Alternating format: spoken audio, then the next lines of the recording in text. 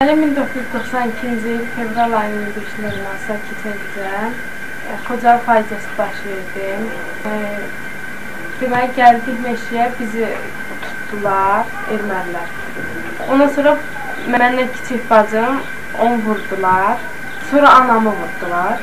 Anamın başından vurdular. Anamın adı neydi? Raya. Bacının adı? Yeganə. Anamı da orada vurdular, anam orada qaldı. Sonra bizi götürdülər, apardılar əskərənə. Atam ağaca bağlamışlar. Biz çıxdıq ki, atamı bağlayıblar ağaca.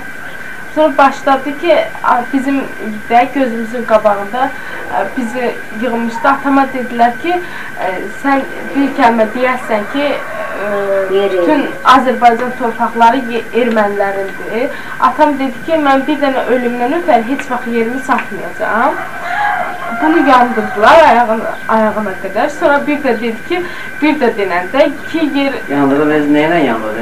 Benzin tökdülər, bütün bədəninə benzin tökdülər.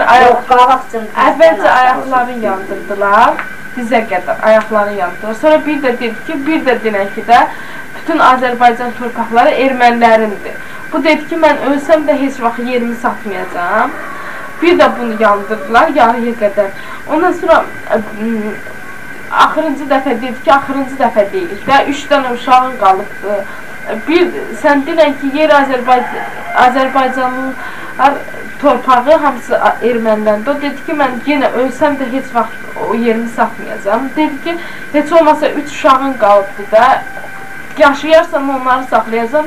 Dedi ki, yox, mən heç vaxt yerimi satmayacağam. Uşaqlarımı da gətir mənimlə öldür, amma mən yerimi satmayacağam. Ondan sonra bütün hər yeri yandırdılar.